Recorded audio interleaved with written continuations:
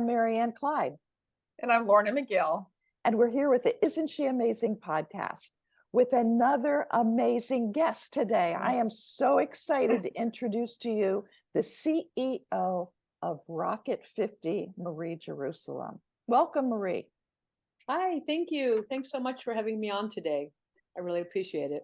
You know, we were so excited to come across your profile and your organization because you're a relatively new organization addressing issues for people over 50.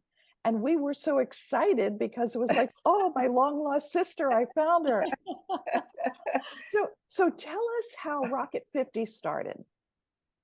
Well, it's been quite a journey, I must say, but the original genesis of the whole thing came about basically when I was in my late 50s. I started recognizing that increasingly more and more of my friends were talking about retirement, and my husband and I were the same age, and we realized we're not anywhere close to retirement, and we have so much to offer and so much to give, and we're just not even close to what retirement means. And we started peeking into it more and recognizing that the actual demographic of people over 50 and 60 was huge. I mean, all Western countries, there's more people over 50 than under 30. And so we're thinking, oh my God, what's going to happen when everybody retires in their 60s? The world stop. Then we'll all be just more amazing. Yeah, So you have a group. No. What's that? So you have a group of people that have started this project with you, right? Yeah, so we are a group of 5. So my husband and I founded the concept of it, and then we looked for a tech partner because actually we are a global platform because we aspire to be the world's largest global platform or community, if you will, for people over the age of 50. So we needed to have a technology partner in order to grow the platform, with all the right things. Yeah. And so we've met then 3 other people, and that's now together we're Rocket50. That's awesome. So Awesome. You have an amazing website. You offer a huge variety of things. What would you say is your top offering that you offer all the people that want to join you? What I hope we do and what we aspire to do is offer inspiration. Inspiration to, I know, Well, I know the answers to this because we talked offline. So yeah, well, we also noted that a lot of people get older and they don't really know what to do. Nobody ever gave us a roadmap for being older. I mean, I don't know about you guys, but I never thought I would get to be 60. I'm 61 now. I didn't even know I would get to this age, sort of, let alone need to have a plan for this age. And I think when you were talking about like retirement, like Marianne and I had that discussion early on when we decided to launch Isn't She Amazing? And it was like, it's not really about retirement anymore. It's about transition. Like we're transitioning, but determining what that transition looks like isn't easy. Exactly. and that's exactly what we hope to do, because I feel personally that everybody in their 50s, 60s, and 70s is going through regular transitions. We change jobs because our values change. We don't like what we're doing anymore, or we get laid off or fired because we're getting older. Or our kids are gone if we're parents, or kids are moving on. Exactly. Or a lot of people I know have elder care issues. We're transitioning with our parents. Our parents are dying or getting, fatal illnesses, and they're sick. We're starting new businesses where maybe some of us are retiring, but we're not really retiring. It's more like, to your point, Lorna, that's more like a transition, and they're going to become real estate agents, or they're going to do something different. So I think everybody's in some state of transition, at our time. Or my time. I don't know about you guys. Now, how do you, like, when you think about like that transition, and because you have a lot on your platform, which is really exciting, but how does that, like, if you're like just a person, you're like, I'm in transition, I really know what I want to do, and I'm trying to redefine myself. Like, how does your platform help them figure that out? Yeah, thank you for saying that because actually we have a new launch that's going to be coming out next week. And step by step, we want to show people actually more how a transition works. So we're going to be introducing the 4 steps to best life. And the 4 steps to best life is just simply a process that we need to go through for successful transition, which is knowing yourself, knowing what's out there, knowing what you would like to do, then to try something new and then to live that new thing. And Mhm. so we want to have an organizing principle behind helping everybody who's in whatever transition they're in to be more successful.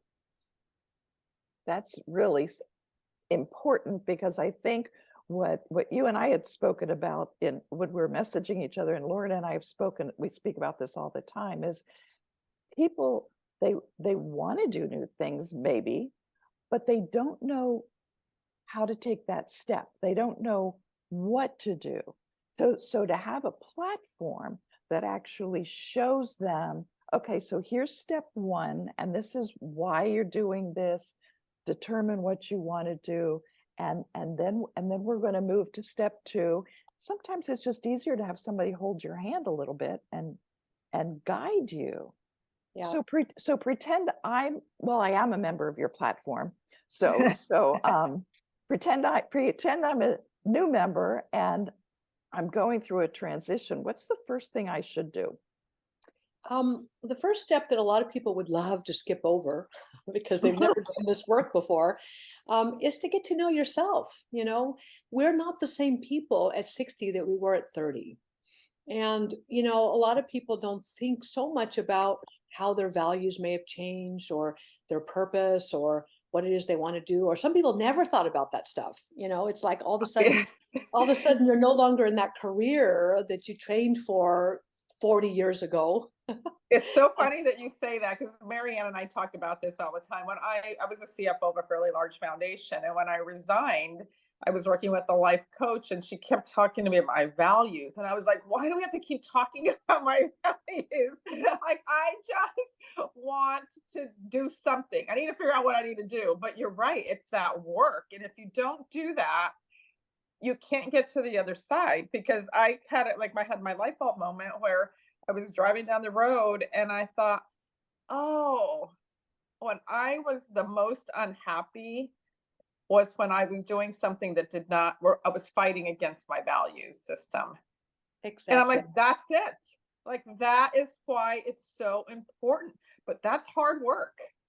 It is hard work, but we're going to be offering already in our new release some nice links and to tests and assessments that people can do to kind of get that sense of what it is they're all about. And the next big thing is what else is out there. And that's where we really offer a lot, because we think our global community of members have a lot to say. I mean, I think people 50, 60, 70, or whatever are the most amazing people on the planet. We have so much experience. We have so much, we've evolved, Yeah.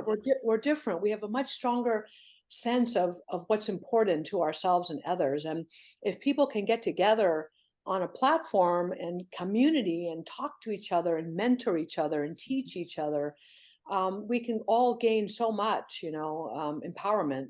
Besides the fact that we're also, people with sometimes the most time and factually the most money. So Most we money. also Yeah. can make choices.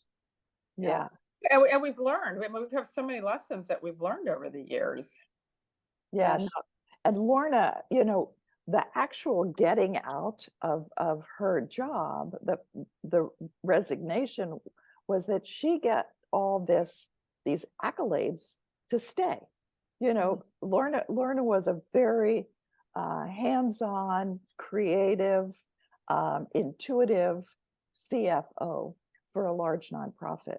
And so to let her go was not an easy task because everyone in town knew who Lorna was and what she did and how beneficial this nonprofit.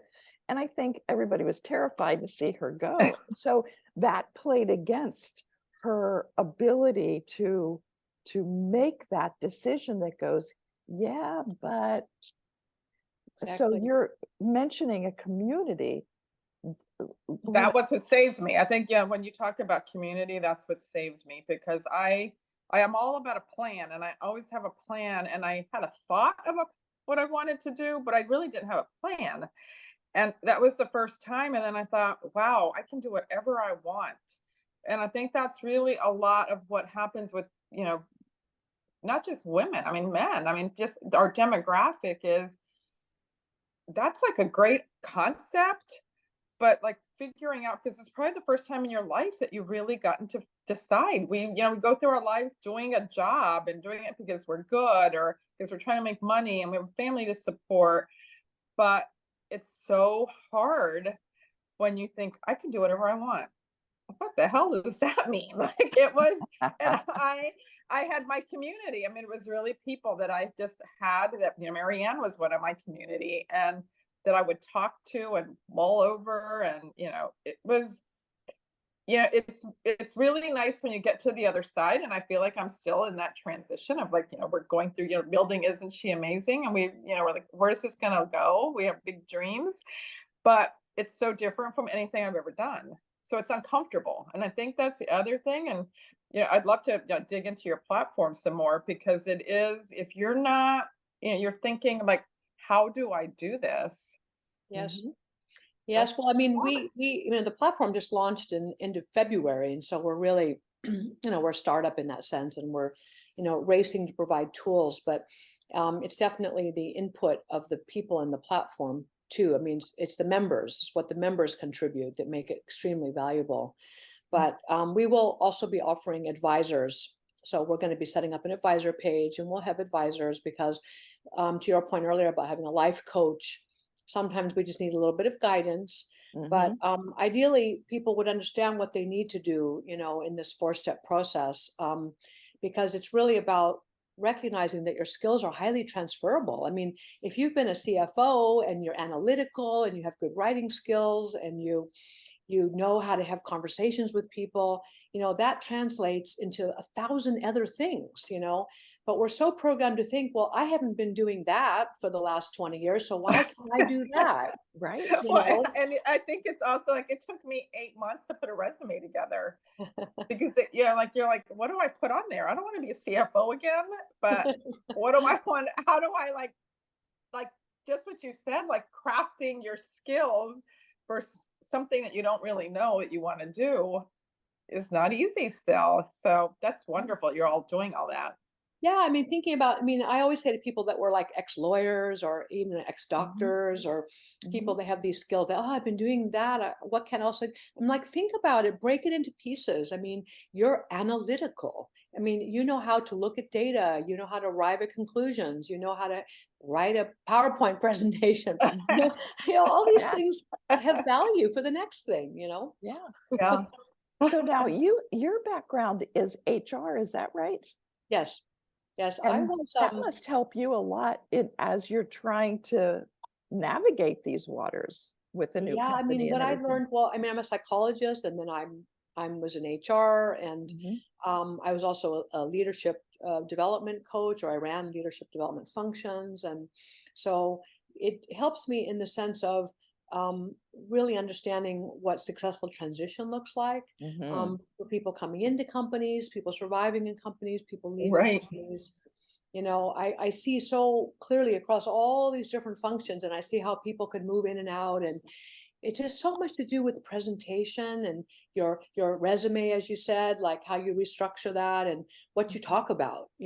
Everybody can transition when they're confident in what they're talking about. So it's just kind of getting that place to that Right. point where you know enough to talk about it.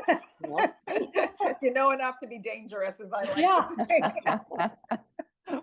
Where were we talking about, Lorna? Somebody this morning says we're just addressing the very it was probably with a couple of women that I met with this morning. They were saying, I know just a little bit about that. And I said, well, that's what most people do. They know a little bit about a lot of stuff. And I said, people can get in fights over to knowing just a little bit, thinking they know everything.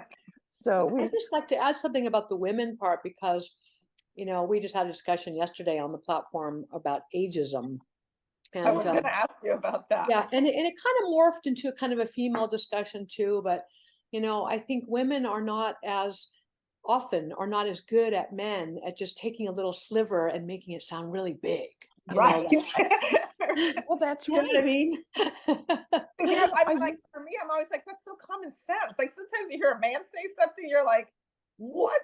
Yeah, Like, doesn't everybody exactly. in this room know that? I wouldn't even say that because it's so obvious, but everyone's like, wow, great Oh, idea. That's so great. well, I think women are so good at multitasking. And men are really good at being focused. I mean, these are just gender differences that have been the Yeah, same that's for true. years. But because of our ability to focus on many things at one time, um, it it makes us more able. We don't think we are. Guys, you take that little sliver and run for president or start a company or whatever. But like we do a lot of things at one time and it all kind of blends together. So I think that's what makes it difficult for women to say, well, I did drive my children everywhere for 20 freaking years. So I might know a thing or two about transportation or about opening a taxi company or something like that. Yeah, or about organization. I mean, My Right. goodness. most companies are so complex now, you need people that can really operate on a horizontal level Mhm, across a lot of complexity. And mhm, actually, there's a lot of research that shows that women are extremely good managers and leaders for this reason, mhm. because you can't just focus on one thing at a time anymore in No. companies, you know. Well, things are happening So, so fast that you have to be able to switch gears. I mean, and women are very good at squirrel conversations, talking about something, a squirrel, and then we go off on a tangent and Or sometimes yeah, as better. Mary Ann constantly says, I'm going down a rabbit hole again. Like, okay, stop. Stay focused on what we're doing. Right. But I think it can be such an asset for us as we're changing gears and we're creating the best lives now for the rest of our lives. yeah. And I love how Rocket 50 is doing that in that. So the first step, I think, of the four is examining yourself. Is that correct? And then the Yes. second step was Yeah, what? so we call it sort of curiosity, or actually we just rolled out the model like today. So, but yeah, So breaking but news, I breaking know, news. breaking news. I wish I had it to show, And this but is a really, test. yeah, but in essence, it's, know yourself, like know what you're about. Don't try to skip that, like even if you just do a little exercise on what are all the things you like and what are all the things you dislike, that would be like the Well, it was simplest way. well, when I had that whole value system, I also, she was, put a vision board together. Now I'm analytical, like that is like creative. I was like, oh, for the love of God, what I have to put on this thing. That was enough. And I was like, I'm going to meet with her next week. I've got to put something together. But it's, it is that you have to dig deep, like to just think like, really, what Well, brings me joy? Like, what do I really like? Or what do I exactly. And the reason why this is important is because the next step is going out and talking to people. And you want to learn a lot from others about what they're doing and what's going on in all these new areas. But you're much more, you're going to be much faster in that process if you know what you're looking for. Mhm. So you might say, I don't know exactly what it is, but it's going to kind of look like this, it's going to have these features, Mhm. and so Right. it's like when you go shopping, like you don't, like you usually go into the store knowing you want maybe something red, maybe something in wool, and Mhm. maybe something that's below the knee nowadays, especially. Which I really would like something above the knee. Yeah, exactly. But Oh. so then when you start going to the stores, you're kind of picking the stores that might have that stuff. You're kind of talking to the people who may be kind of close to that, or investigating ideas which are kind of somehow in the frame. So, talking to a lot of people at that stage is super important. I mean, this is the point where you really need to network, build your community, just ask people about what they do, and the secret sauce in that is that almost every opportunity in our lives is going to come from other people somehow. You know what I mean?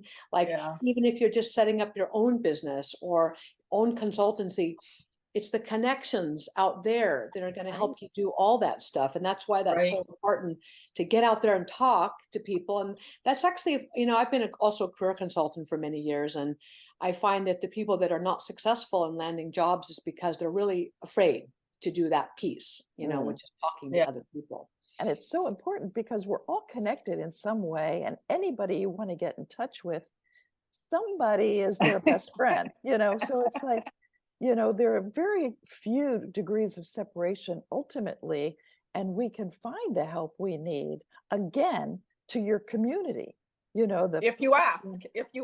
That's Exactly. right. If you ask, I mean, look at us now. We just met each other, you know, we had some exchanges. And now we're having this amazing, you know, exchange. And that wouldn't have happened, you know, if Marianne hadn't reached out, or if we, or maybe I reached out to her. I don't know how it started, but you know, but the fact is now we're in it, and we have so much synergy, and we're both growing, and we have the same mission, really. Yeah, but we found each other because we connected. And I think that's the point I want to say to people out there. Don't isolate yourself, be part of a community, find out what's going on out there, you know, discover. And at Rocket50, we already have members from 57 countries. So you can find people from all over the world that are similar like us, you know, that have similar ideas and about how to be great, you know, in this part of our lives. So now, how did you come up with the name Rocket50? Rocket50. It was funny. We had a different name, but then it didn't work because of this and that, and then all of a sudden we just went through a little exercise, and I don't know, it just sort of happened. We just one of the names that kind of popped up inspirationally, and everyone's that's it. We're like Rocket, Rocket, and then 50, Rocket50, that's it, yeah. Because your whole tagline is about what's next, you know, and you teach people to take off in that direction with all the support and skill they have surrounded themselves with, and the people and the network. And then at 50 and beyond, I'm beyond, Lord is beyond, you're beyond. We're way out there. I'm the youngest one on the call, let me just say that. All right, you're the child here. But it's a perfect name. It's a perfect name to describe what you do, Rocket50. Yeah. I mean, that's why I said inspiration is my number one thing. I mean, at the best, or at the least, shall we say, at the least, I hope we're inspiring people. And at the best, I hope we're giving everybody the tools that they can to succeed. And ultimately, our vision is that no matter what stage that you're transitioning into, because it's kind of circular, you know, people change jobs, they then eventually they retire, and then they want to do something else, and so on, that they'll keep coming back, and that they'll get re-inspired over and over again, and really connect, you know. I think that's what's so true is we are at this stage of our life, we are going to have it's going to be transition after transition. We're not going to be stagnant or over a longer period of time as we were when we were younger. So that's going to be important. And you know what you just said is so fascinating, even as to hear you say that, because isn't that exactly opposite of what society teaches us about being 60? Isn't that completely opposite? You're done working and now you're retired. Exactly. That's the only thing we've ever been programmed to know, like to be the grandma or the grandpa, take the back seat, retire, play golf every day. I mean, read books, all that is great, but you'll just sit here until your life is over. For 30 more years. I know. You're going to live for 30 more years. I mean, on average, you know. So we're obviously not your grandma's grandma. We're not even our grandma, for that matter. What's that? I mean, not even grandma's grandma. We're not even our parents. Yeah, right. We're a new invention. We're a new breed. But I think it's so important because, you know, people live longer as they're more inspired, as they have projects to look forward to, as they try new things. You know how time seems to go really fast and stuff like that. Yeah, I think a lot of time they say time slows down if you have things to look forward to, if you have new things to learn. you know, because if Well, you're and trying to learn a new language, that like takes forever, you know, in your well, mind. and I think you also like, people don't, like talk about like what they want to do, but when you even think like monetarily, like this generation, I forget how many trillions of dollars, like we have money to live. Like it's not like you people do not have the means to Mhm. enjoy or to contribute to society in different ways that are very meaningful to them. If when you look at your value system, you said, this is what I want to do a mission trip. I've always wanted to do that. Well, many people can now and Mhm. have the ability because we have our health and we have the means, we have the time, but it's even kind of reconfiguring like that is a way of retiring, but it's a different way than we've thought about traditionally. Yeah. Exactly. I mean, I That's a- think there's no roadmaps. There's never been, I mean, nowadays you can, see people are writing books and stuff on all this stuff, but, but in fact, our upbringing and our societal kind of expectations, there's never been any kind of understanding of anything beyond 60. It's like, this is where the whole ageism thing comes in because people just think that you're no longer relevant as you get to be 70 and 80 and let's just push them off in a corner and sort of let them gray out. But I mean, it doesn't make sense economically. I mean, we can't even sustain a society with people not doing anything past the age of 60, Right. So when people try to push us off to the side, we're the resistance. Yeah, Not doing it. we're the Not- ones that are We're not pushing doing it. back. That's right. That's right. And not only that, but we're rocketing and we're taking off to places unknown. And I think And we're going to be a bright, shining star out that's there. right. That's right. So, Marie, let me ask you a question then. If our viewers who are kind of thinking, yeah, that's me. I'm in transition. I don't know what I want to do. I kind of had an idea, but I don't think I can do it, and all those millions of thoughts that go through the mind of someone over 50 who's making these transitions. We always ask our guests to give our audience a step to take. The next step, what would you like to see our audience take as a step to move them toward the resources that you offer and to move them toward a more abundant, joyful, productive last quarter of their lives, last half of their lives? Well, in addition to joining Rocket 50, Yes. which And I they invite do that. everyone to They do. do that just by going to your website. Yeah, all you have to do is go to the website and then you can join That's there. And so rocket50.io. rocket50.io. You join there, you'll get an email message to activate, and then you're into the platform, fill out your profile. The more you fill out, the more people can find you too, and the better networking it is. We don't do anything with your data. We're not like Facebook or LinkedIn where we're selling data off, and we're not even doing advertising, and everything's free right now. So come on in. But I want to say that when you get there and you start talking to people and start networking, the most important thing is just do a little bit of work to get to where to find out what you're all about. Like just do a little bit of work, do some values exercises. We offer a link to a fantastic website called Truity. They're a partner of ours. You can do Enneagram, Big Five, all sorts of really important tests. Just do one, it's cheap, $28 or something. Get that perspective of what you're all about. Because again, we're not the same selves we were 30 years ago. Right. And it's really important to kind of have a new look at what you're all about.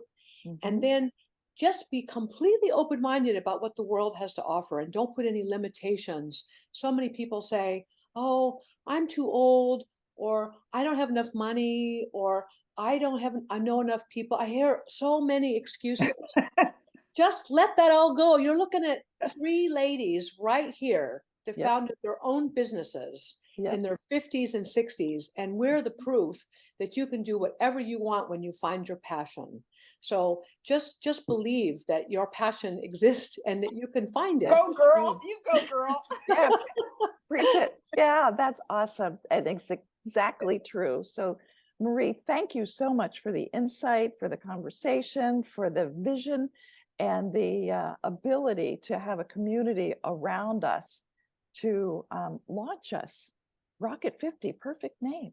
I just can't Thank wait you to see so how much. it grows. Yeah. There you go. And I Yeah. want to thank our audience for being there. And so go to rocket50.io and you'll get all the details on what you need to do. And help us Great. build it. Help us build it. Amen. That's Yes, right. absolutely. We're right behind you. Good for you. All Okay. right, everybody. We'll see you again on Isn't She Bye-bye. Amazing?